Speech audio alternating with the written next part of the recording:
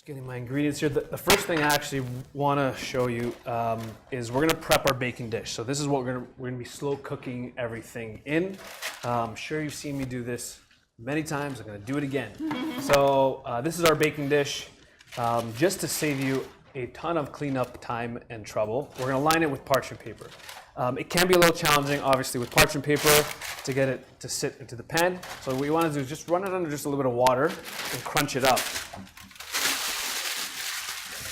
Just until, almost like you're making a small paper ball. And then we'll unravel it. And then we can tuck it into the sides. And we've sort of lined our baking dish, so it's gonna be a lot easier to clean afterwards. I'm telling you, this is gonna be a life changer. Try this out. Okay, so our baking dish is good to go. Now we're gonna move on to the mince here. So we have ground chicken. That's what we're using. This can easily be any ground mince, right? Yeah. And we're gonna add 1 egg. This is gonna help to bind everything together. And Michelle, if you wouldn't mind passing the garlic and the ginger. Okay. And so for our aromatics, for our flavor, we're going to use some garlic, some ginger. In its raw form, it can be pretty intense, pretty strong. But because this is slow cooking, it's going to sort of mellow out quite a bit. And so what's the reason for the mince? Like why? Yes.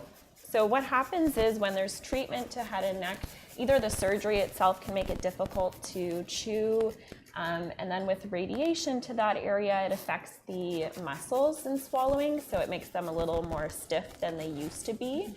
So those swallowing muscles might not be working quite as good as they used to be. So having this mince texture is really kind of helpful because it's already broken down. You don't have to do a lot of that chewing. And then it's pretty uniform, the pieces. Like once we make those meatballs, we'll show you those pieces are pretty uniform compared to if you were to chew it yourself, they'd be all different sizes. So it helps with that swallowing process as well. Grating, using these like little fine graters, these are fantastic too as well, especially if you're working with ginger and garlic.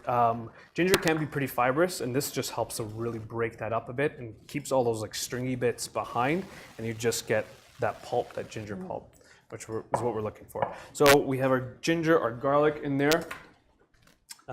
Anything else you like in terms of spices and seasonings, things that work for you? Obviously, you can add. At this point, we're going to keep it just pretty simple. So just a pinch of salt. With meatballs, you do want to season ahead of time because you're not going to be able to get that salt into it. So we do it a little bit ahead of time. We'll do a little bit of black pepper as well. What other seasonings might you recommend for this? Yeah, so because we're using sort of coconut and turmeric, you can use even like a little bit of green onion, or you can use maybe even some star anise or 5-spice, anything that you might enjoy. Yeah, in there, really. Okay, I'm gonna mix this up. These are very handy when we're working with meatballs. And important for food safety as well. And important for food safety, absolutely. Yeah. So we're gonna get in here and just combine everything together. Now, if you do need to, after I mix it together, if it's a little on the soft side, you can add a little bit of flour. Just regular flour is good. You can even use rice flour. We use ours with rice flour, and that helps to sort of absorb some of that excess moisture. So for this recipe, we're using ground chicken, but you certainly could use ground turkey or ground beef. That could then probably like a leaner version. And the reason being is because it is high in protein, right? So, and also B vitamins. So the protein is really important because that's helping to repair your muscles and your tissues. It also provides you with energy and gives you lots of minerals and vitamins like iron, zinc, that also help with, there's tons of different reasons for those ones, but one of them is like helping with your fatigue levels, right?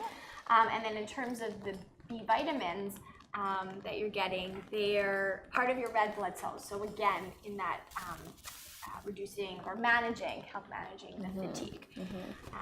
So, you know, any protein that you use, you could swap it depending on, you know, what you prefer. Maybe not in this recipe, but fish is also another good source of protein. Yeah. Now I'm rolling them in probably not the most traditional way you would make meatballs, but because I don't want to overpack them.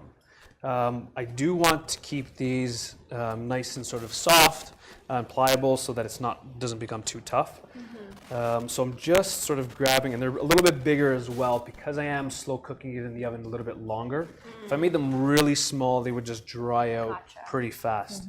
The thing to keep in mind too when working with either minced chicken or minced turkey is it's a lot leaner than if you're using pork or beef.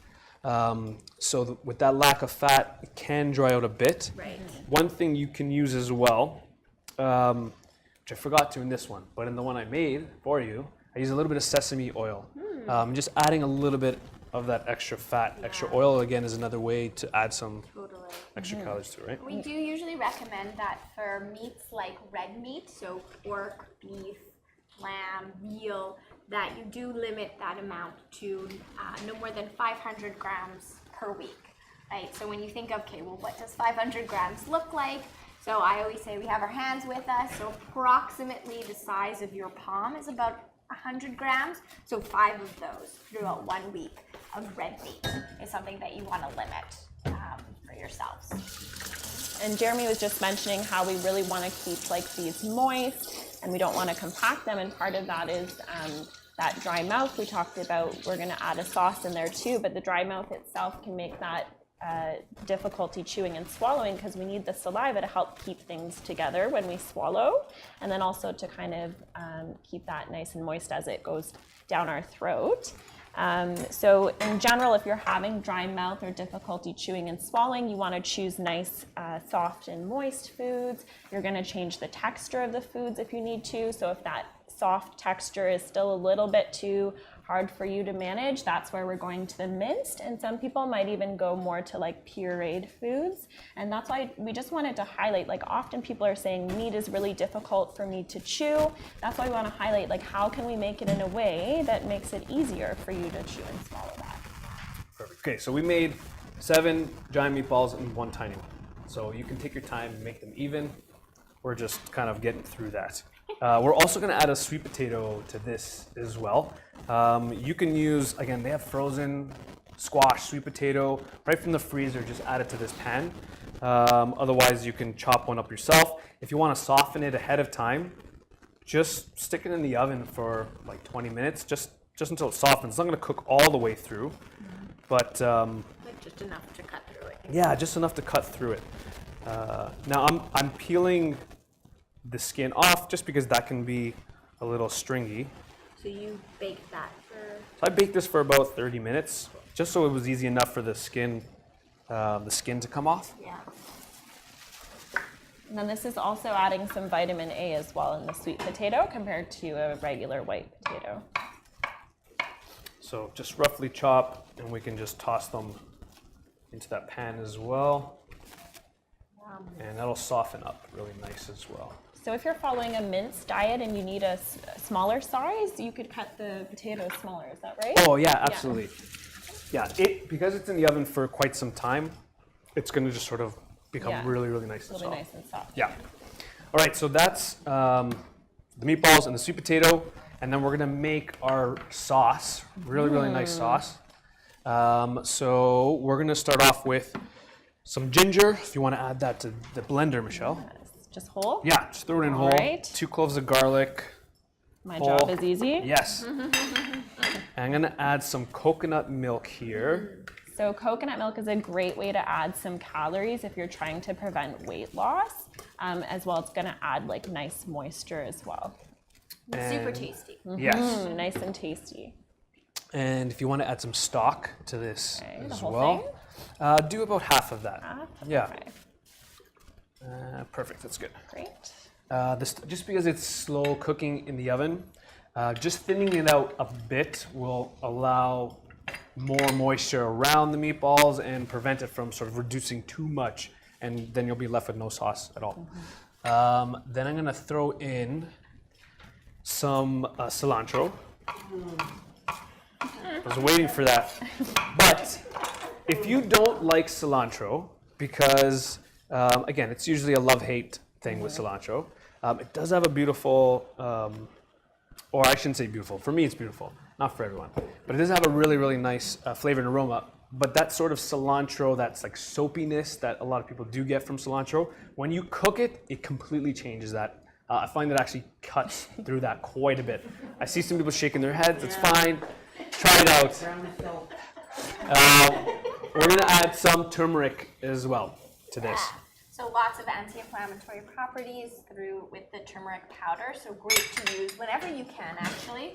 And you notice that Jeremy had combined the ground beef with some pepper, and he's adding it here, and again, great. So actually, you want to pair those two together.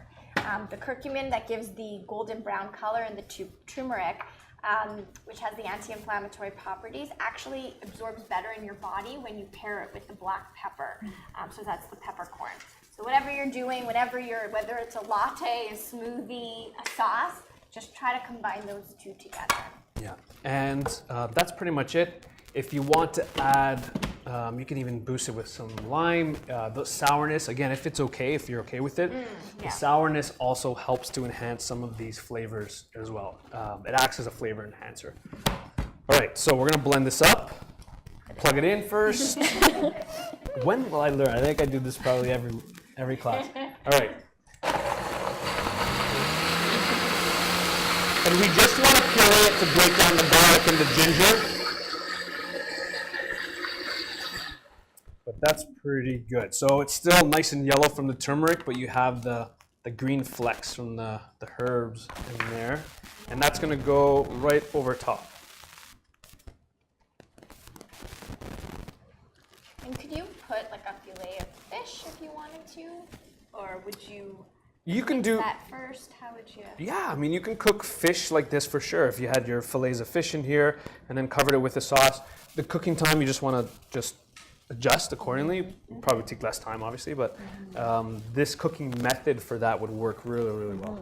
Or even in a separate pan, I guess you could do like some chicken thigh or some Oh, fish absolutely. in a separate pan, but you double up the recipe of the sauce. Yeah, for sure.